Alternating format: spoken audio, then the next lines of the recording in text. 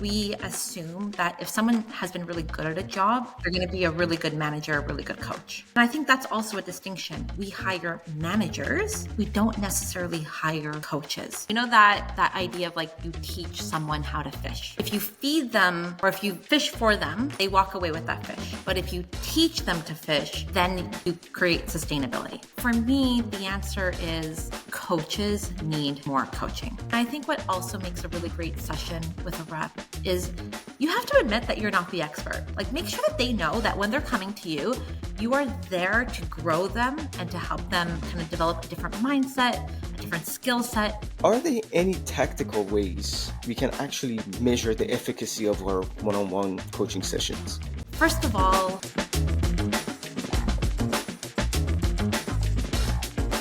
Hello everyone. This is Michael Ocean, founder and CEO of SellMeThisPen. Today I'm super pumped. I got Jackelyn Skudra on the call. And look, she's been around. She's been an individual contributor. She's been a founder, manager. Now she's leading as a VP of sales at Xello. But you know what? I want her to actually introduce herself and tell us a little bit about her background. So go ahead, Jackelyn. Thanks so much, Michael. It's so wonderful to be here. I've definitely done all those things. I think my journey actually started when I left high school and I was convinced I was going to be a teacher. So I went to school. I wanted to be a math teacher. My older sister, she's a teacher. I was very inspired by that. And I always just had this thing in me, right? I wanted to pass knowledge on. But like many, when you're in your late teens, early 20s, you kind of lose focus. You're not sure. And I switched. I went into business school instead. So I graduated and realized, oh my God, what did I do? I wanted to be a teacher, but it was too hard to go back. So anyhow, I got into sales pretty immediately. It's not something you pursue, but I got it and, worked all those jobs that you talk about. And certainly throughout those years, what I really saw is inevitably the teaching side of me needed to come out. So I often sought out opportunities to coach others, to sit down with others, to, hash something out with them. And I think that really kind of shone a light on who I was as a person. And so that made me quite eligible to move into leadership roles. And here I am, the VP of sales. And on a personal note, I'm a mom. I have 2 kids. They keep me super busy. I have a dog like you, Michael. She's right over here. I'm like, please stay good. Please stay calm. She's a barker. So let's hope for the best. New co-workers. That's This is amazing. Look, Jackelyn, that's amazing. I appreciate you sharing. I remember I reached out to you like about 2 years ago, if I'm not mistaken. Like we were in the early days of SellMeThisPen and said, hey, I want to have a feedback session with you. And we talk about coaching sessions, and it's really interesting how hands-on you were, and I'm sure you are still to the day, but I didn't know you wanted to actually be a teacher. And that's kind of like give you that inspiration just to focus more on one-on-one coaching. But before we get into the conversation, we had a long list of subjects you can choose from. Besides, the love for teaching and all that, why did you pick this one-on-one coaching sessions as the topic for a conversation today? It's always been kind of naturally in me. I remember this one point, my current boss, we were talking about career pathways for myself. And this was years ago when I had first started at Xello. Mm-hmm. And the question he asked was, what kind of impact do you want to make? And for me, being an IC is amazing. Like you have a lot of control. You can do a lot of great things. But what I saw was how much better could our company be if I could pass on that knowledge? And I've always felt like that. Like how much better could something be if you kind of coached a few people, and imagine if they then coached others, right? Imagine just the exponential impact you start to create. I think the problem, though, is not everyone knows how to coach. Being good at something doesn't mean you're going to be able to pass the knowledge on in an effective way. And so, coming from, a family where I was exposed to teachers, wanting to be teachers, and having a passion for passing on knowledge, when I saw that topic on the list, I was like, yeah, that's my topic. That's mine. I love that. I love it. Look, would you say if you go back to, early days of your career? Would Mhm. you say you received great coaching? Not at first. I think, first of all, when you go to business school, there's no such thing as a sales degree, right? You get a major in marketing, you focus in finance. You might take one class in sales.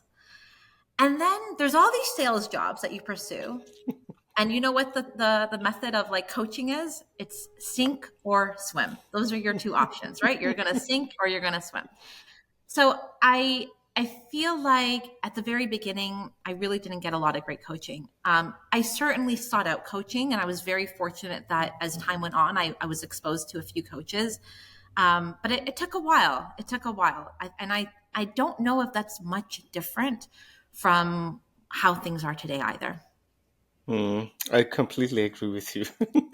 In my tiny, almost decade selling, it was the same, pretty much the same thing. You have your Yeah. material in front of you, you got your modules, go do your test, and if you don't, work it right, get out. So that, I was definitely lucky though. I mean, I told you I was exposed to a couple of coaches. I think those coaches were quite impactful. I think when you're being coached though, you have to be able to recognize like when you are receiving good coaching and what to receive Mhm. and then what you're going to kind of apply to your work going forward. Makes sense. And I think those good coaches kind of like help you shape your coaching practices as well. So you got 100%. inspired maybe through their coaching as well. So let me ask you this. Can you share an unfiltered bad coaching session that you received as a rep in the past? Sure. Oh my goodness.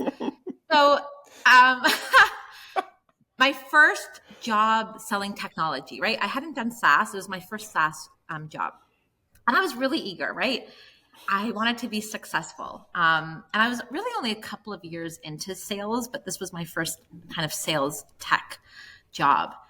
And there wasn't a lot of content out there. So I was making a lot of errors, trial and error. And at the time, it was still a lot of virtual selling, right? Yeah. Like, or it was beginning the virtual selling. And of course, I was sending a lot of the typical emails, right? Hey, just checking in, right? Classic email.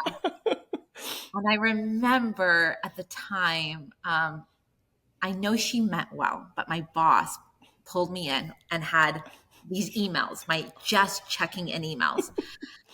And as opposed to it being a conversation, she went through each one, really kind of ripping them apart of why they were ineffective.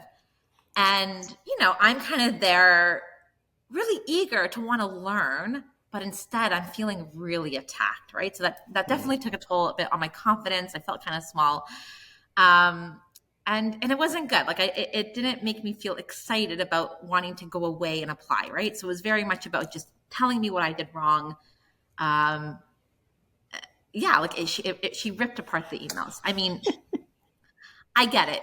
This was a startup early days, but definitely like when I think about a moment where I felt the opposite of empowered, the opposite of being like coached really well, that was such a moment. It still stays with me. And this was years ago, Michael, years ago. Power to you sharing. Look, I have a kind of like similar story, but it's a little bit harsher than what you said.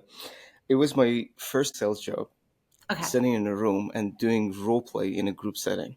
And I never forget this. Like the trainer said, dude, can you finally get it in Oh front my of everyone? God. And it actually happened. We're supposed to be selling Azure and Office 365, getting trained by people who train, Microsoft sellers.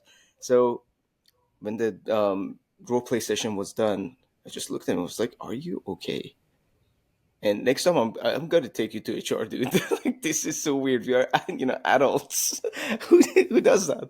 And he was like, I'm so sorry. Like I was like, dude, I don't know. This is completely new to me. So the feeling was, to your point, I was really like, oh man, come on, you ruined my image. I'm working here. I want to hear from your perspective. How did you feel, and how she could do actually differently? Listen, nobody wants to see their work getting ripped apart, right?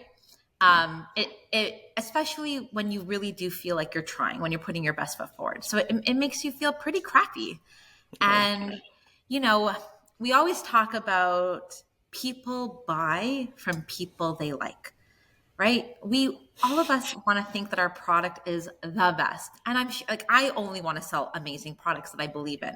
But at the end of the day, it's the person selling it that's going to have that's going to make the biggest difference on whether they buy or sell.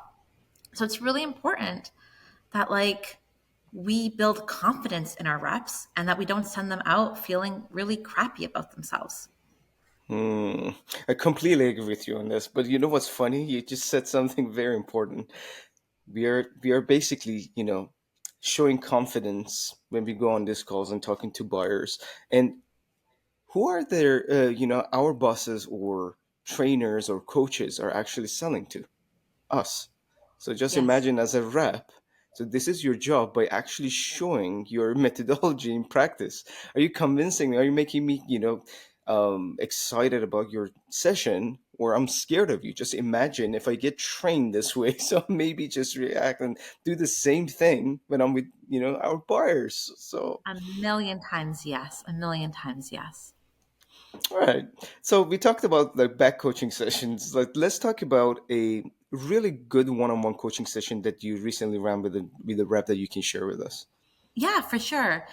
Um, well, I mean, there's a couple of things I'm going to call out. So, first of all, you talk about we're selling to our people, okay? And you talked about that example of like your old manager saying like, "Why can't you just get it?" Right? When I think of like objection handling, the key part of objection handling is asking lots of questions. It's not jumping to a solution, but to step back and ask questions, really figure out what the objection is. So to me, coaching is a lot like that. So, I have one rep, she's an enterprise sales rep, and we have access to a lot of recordings. So one thing that I did was like when I watched a recording, I saw a lot of opportunity for her to do something Mm-hmm. different, to be better. Yeah. So the first thing I did was I started off by asking her to rewatch her recording. And I think that's really critical because a part of coaching is you're not just telling. This is Mm-hmm. not just a listening and talking activity. The person you're coaching has to really internalize it. They have to be able to take what you're teaching them and then apply it. So what I did was I said, I want you to rewatch that meeting that you had, that presentation. And I want you to identify 1 to 3 things that you would have done differently. And what's really critical is, it's really easy as a manager for us to see all the things that a rep could be doing better.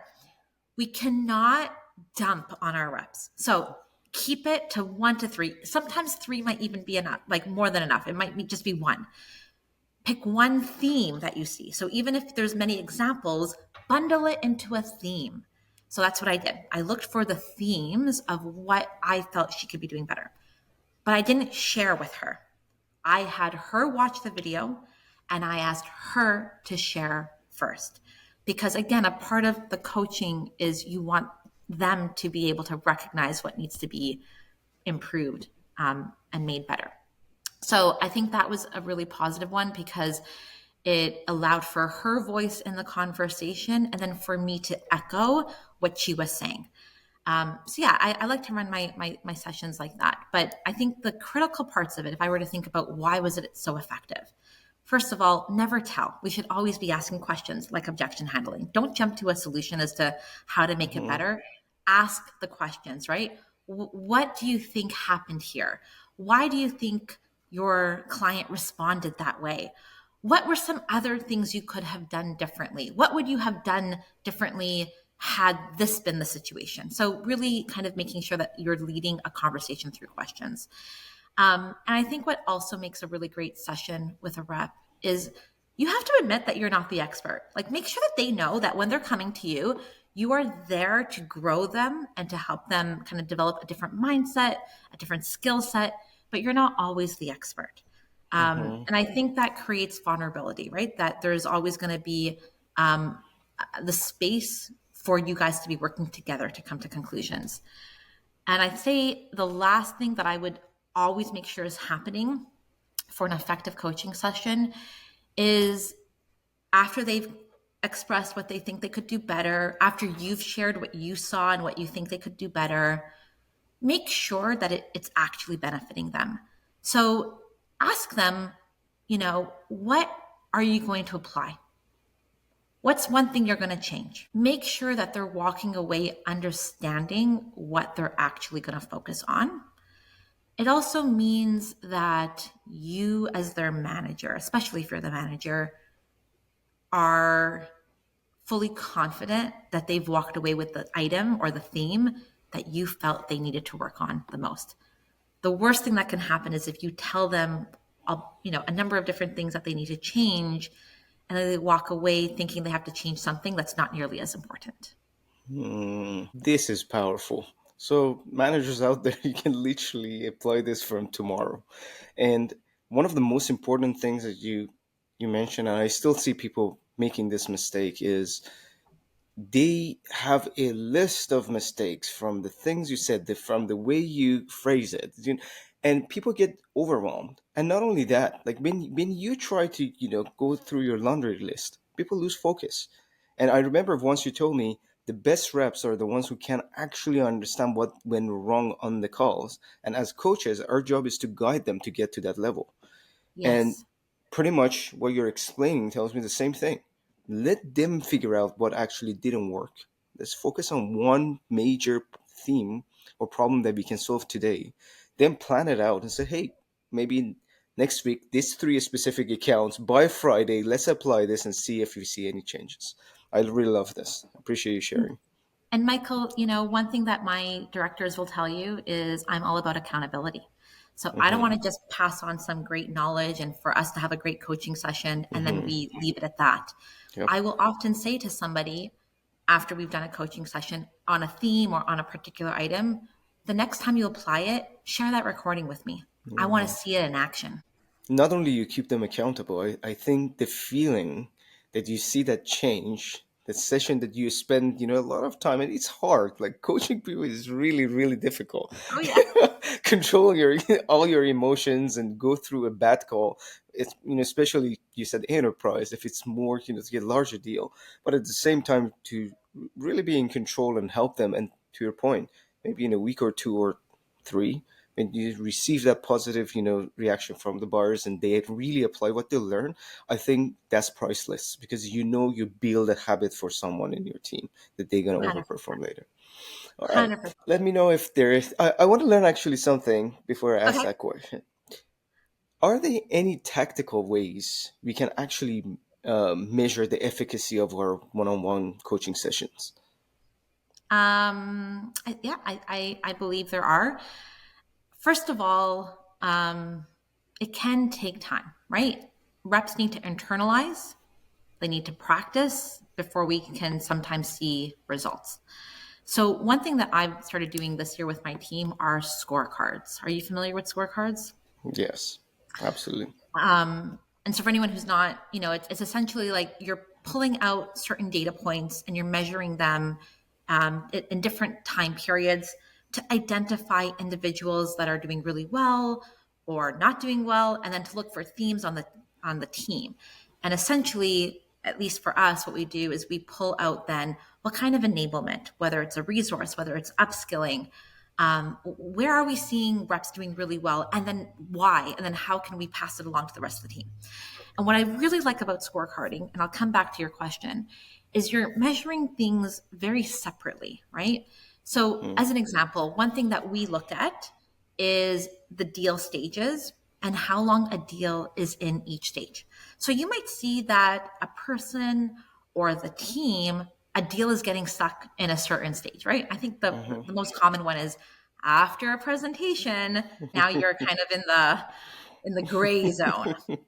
So I think one thing is if you identify one item, right? You don't want to kind of take the whole gamut of Mm-hmm. everything, but one item. So we picked, let's look at the prove value stage. How do we make it shorter? What kind of coaching? What kind of PD? What is it that we're going to do? And so let's say you were to apply coaching or conduct coaching on that. Then at a later time, you could take another measurement. And I think in that way, if you're just looking at very focused data points, you can measure it. Now, that's not always easy though, because some might argue that that's not very controlled. Other things could be affecting that data point. I think the other way to measure it is simply through sentiment questionnaires. So you might start off asking your reps like to rate their confidence in a certain area, and then after the coaching, you would ask them to re-rate it. And that might be another way that we can measure whether the coaching is in fact having an impact. So even for sales stages, you your suggestion is to focus only on one area. So maybe you need some improvement in discovery, in negotiation, in close, or any other stages. But if you see that most of your deals are really stuck in demo section, stage, that's the area to focus on instead of ripping everything apart and try to fixing it all at the same time. We always say don't boil the ocean. Everyone knows this, right? You're especially for a rep who is brand new. Oh my Yeah. God, they have to learn so much. I have a Hmm. rep and I remember she was like, oh, I feel I'm not where you are. I'm like, I've been doing this for 20 years. Of course you're not where I am. Hmm. You shouldn't be where I am. There's a lot to learn, and sales is ever evolving. And sales, there's so much of it that's not black and white, right? It's Hmm. not like you read it and you apply it and bingo, it works. There's a lot of practicing, a lot of iterating.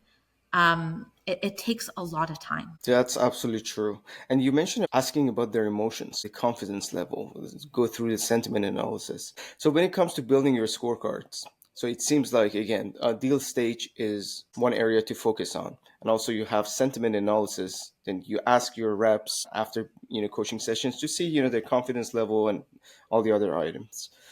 Do you guys track anything relevant to a framework or sales methodology that you follow, or you keep that open and let people be more flexible? Yeah, it's been a balance of both. We've used the science of selling in the past, particularly around leading our discovery calls. But our team just finished reading sales pitch, and we actually dedicated our SKO, our kickoff to it as well. Um, and that specifically is meant to focus on the discovery and the presentation, how to approach differentiating yourselves very different. And it's not so much that we have deals stuck in disco or presentation for very long. It's more so that we're in a really competitive space and we Mm. have to help our buyer understand the difference. So we're looking to impact more the close rate, but by identifying what can be done differently at the beginning. Let me ask you this, Jacqueline.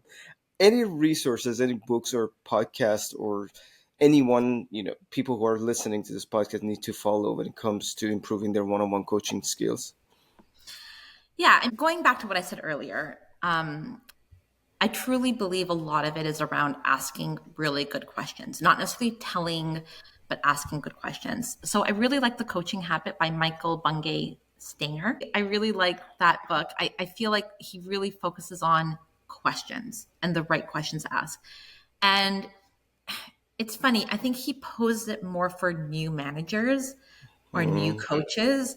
I think it's like a lot of times even the experts forget the basics, and I think it's a wonderful read for anybody. The book that we just read as a team, Sales Pitch, April Dunford, we use this to really develop a different way to approach our discovery calls and our presentations. What I would say is, from personal experience, whenever I'm looking for ways to improve my own coaching, I'm not just looking at business books. I'm looking at psychology books. I'm looking at parenting books, right? Yep. So much of this idea of coaching isn't just in the business world. I told you Mm. I'm a mom of two kids. I will Yep. tell you the tactics I read in a business book and the tactics I read in a parenting book aren't always that much different. So certainly, being open to learning and seeing how you might apply what you get from one resource into another part of your world. All right, guys, there we have it. So I have a follow-up question regarding Okay. what you said. You mentioned about like coaching the frontline managers, coaching the coach. I just wanted to, put it out there and get your blunt answer to this. Based on your experience coaching the coaches and also the reps, which one genuinely needs more coaching? The rep or the coach? Based on your experience. So you asked this question. This is what comes to my mind. You know that idea of like you teach someone how to fish, Mm-hmm. right? If you feed them or if you fish for them, they walk away with that fish. But if you teach them to fish, then you create sustainability, right? Mm-hmm. So for me, the answer is coaches need more coaching. If we can develop very good coaches, that has an exponential effect on developing a very good team. And I do think like oftentimes companies, particularly ones that are very revenue focused, seek out to create this huge team, and they don't necessarily think about the bandwidth, the time, the quality of coaching also required to be really impactful, to build the business. And yet, if we think about like just the impact that a good coach can have, that can have a huge benefit for companies. So yes, who needs more coaching? Your coaches need more coaching. All right. So, sales manager friends, don't attack us. Maybe that's the reality. So, let me ask you this question, Jacqueline, because again, you've been a rep and also you've been a leader, and you've been even in front lines. Like you've been a sales manager yourself, and I'm sure your coaching skills got improved over the years. Why companies not actually investing in coaching the coach? Although again, everybody's like shouting it out very loud that we have a coaching culture, but we don't spend a lot of resources to actually coach the coach. What's the No, main reason for this? I think honestly, we assume that if someone has been really good at a job, Yeah. they're going to be a really good manager, a really good coach. Hmm. And I think that's also a distinction. We hire managers, we don't necessarily hire coaches. True. Um, and a coach doesn't even have to be a manager, right? We Hmm. talk about enablement as an example, Yeah. right? Investing into enablement, investing into coaching is very different than investing into management. And I mean, I know I can say I was risen at my company as a sales rep, which is not all that different from a lot of companies. Like people kind of Yeah. grow into managers. And I've been fortunate to be exposed to a lot of resources or people, and I've sought out the learnings to be a really effective coach. But that's not always the case. So I think like there's a lot of assumptions that well they're really good at their job. Of course they're going to be able to coach that, but Mm. coaching in of itself is a skill, and it's not a sales skill. So just because you're good at sales doesn't mean you're going to coach sales really well. Coaching is a really a really kind of defined skill on it all on its own. So I think a lot of Mm. assumptions are made on that. I think the other thing that happens, Michael, is we see a lot of manager coach to IC ratios very very high, right? 1 to 10, 1 to 15. You're barely having one-on-ones at that point, let alone Mm. a really good coaching session. So I think that's what happens at companies, and there's more of an investment of trying to get the front kind of line built up, and not necessarily the people managing and building that front line and coaching that front line. Mm. Would you say AI is changing this? Um, I think AI will change. I know you and I have had some um, difference of opinions on this one.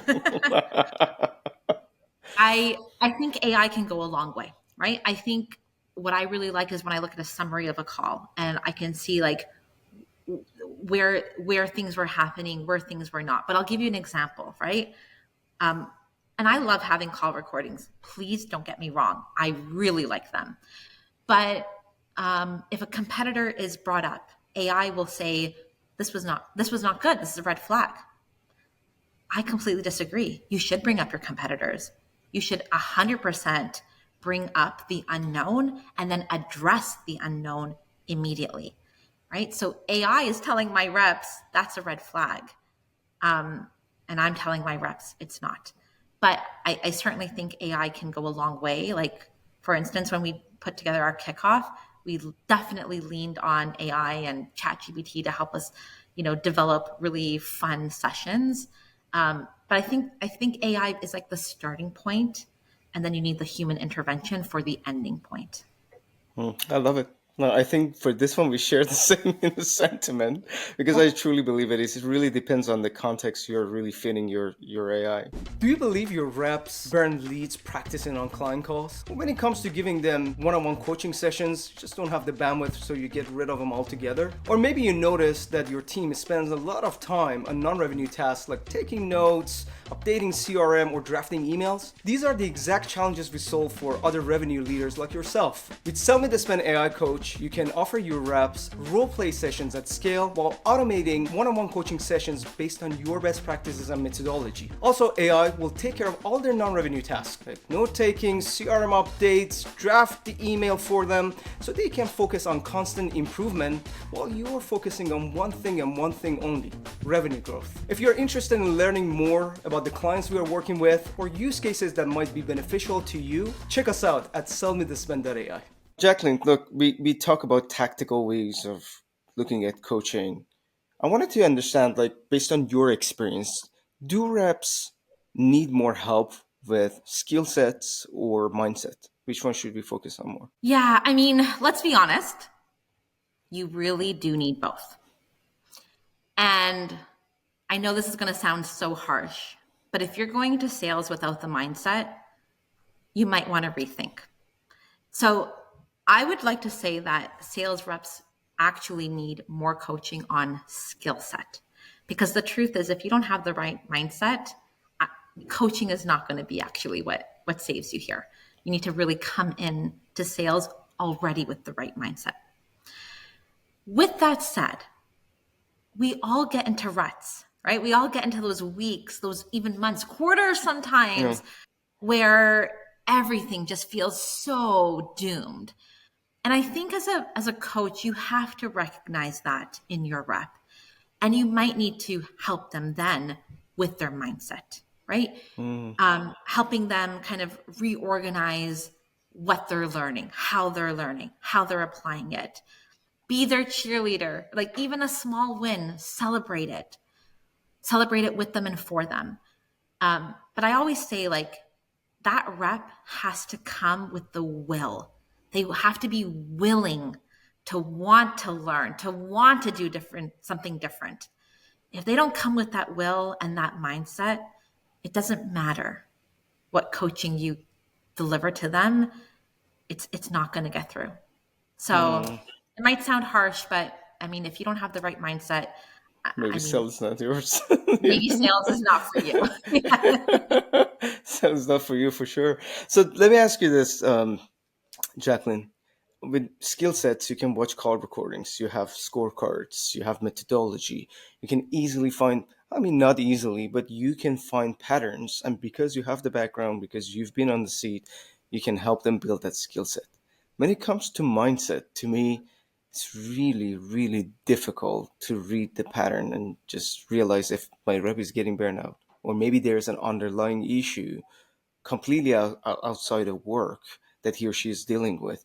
How do you go about, like, basically figuring things out? Like, I know you're a big fan of asking questions, but let's just have a coaching session together right now. And how would you go about it if someone is just like really doesn't show any emotions and just sitting and ready just to get your advice? First of all, what I've learned is you really can never assume. You don't know. And that goes both ways. You could have somebody who's really smiley and peppy, and they could be having a really hard time.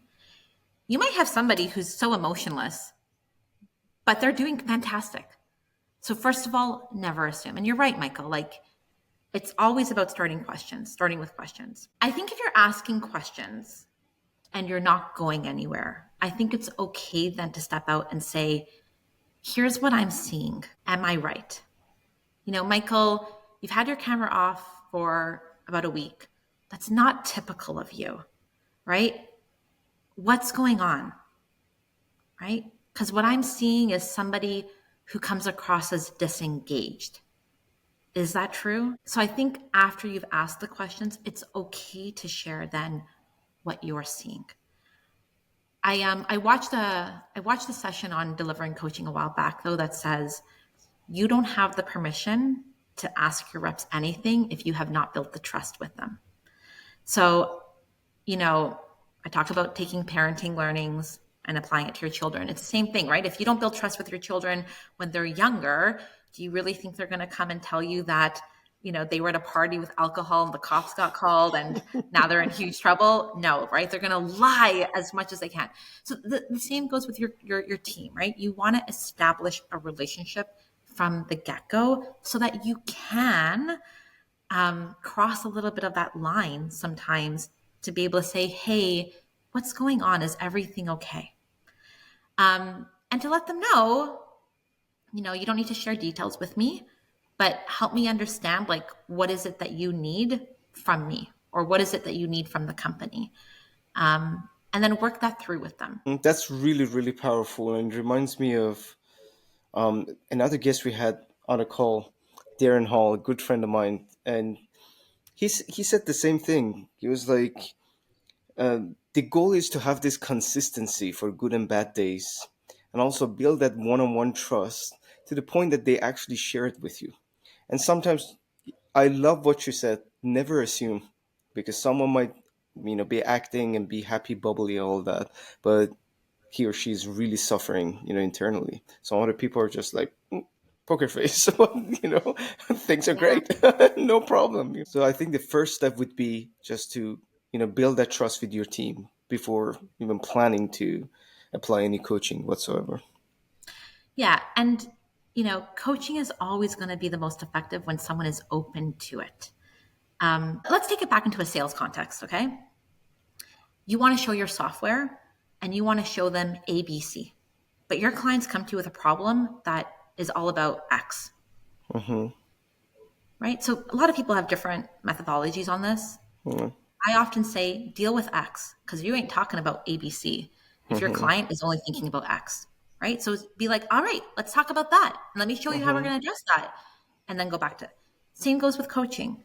If the person you're coaching has something else on their mind, if you're trying to coach them on doing a really great discovery call, but they're trying to close a deal that's worth like a quarter of their, quarter Mm-hmm. goal, and they just need to really like get help on that, you're not going to help them with anything else until you address that.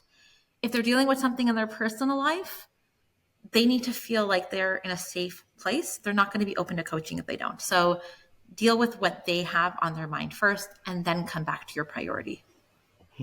I believe building that trust is a journey. It's not like, hey, trust me, I trust you, we are friends, let's just sit down and have a conversation. So you always need to have that consistency. So there is a trust built when you get to coaching sessions. But how do you really get started so you can get into their minds before getting tactical? How can you do that? Like, what kind of questions even can you ask just to get the conversation in that direction? So when I first became a manager, one of the things I did was I sent out a questionnaire to my team with the idea of like wanting to get to know you better. And there were a few things that I asked, and a couple come to mind. So one was, tell me about a person in your life that you feel has a really big impact and why. And this person can be anybody. Hmm. So I had somebody talk to me about their track coach. I had somebody talk to me about their mom. Um, and I remember she was saying, like, my mom can be really tough on me, but I know Yeah. she loves me. So when she's telling me something, I'm really believing her. And so that made me realize Mm. if she knows I believe in her, I can probably be a bit tougher on her, right? Mm. So I think taking it out of the context of business and getting to know them. So other things like, how do you like to celebrate wins in your life? Right? So it's not just like, how do you like to celebrate closing a deal? How do you like to celebrate wins? get to know them as a person, not as a salesperson. And then once you do that, I mean, let's coaching and managing, it should never be a one size fits all. You have to adjust for the person, right? You can't, one thing that's going to work on somebody is going to be detrimental to somebody else. So you have to adjust. So get to know them as a person. So yeah, I do a questionnaire to really learn about more about them. And I go through the questionnaire and then I remember the questionnaire and I apply it a lot later on. That's so smart. I gotta steal that questionnaire from you because, to your point, you right away know exactly how to coach. If they're Yeah. close to their mom, if you can actually put some pressure and might actually work on them, then at least you know where to start. This is extremely smart. Again, I really really do appreciate you sharing, your insight. So many people are not that, comfortable sharing their own personal, experiences, and you're open about it, and it says a lot about your leadership. So I really do appreciate it, Jacqueline. And if someone wants to reach out to you, first and foremost, can they and how? Always. I love being a part of the community, helping others. Send me an email, connect with me on LinkedIn. My email is my first and last name at gmail.com. And LinkedIn should be easy enough. I don't know if there's another Jackelyn Skudra out there. Good name. Yeah, absolutely. All right, amazing. All right, guys, I hope you enjoyed this session, and see you soon. Bye for now. Thanks so much, Michael. Thank you, Jacqueline. Cheers.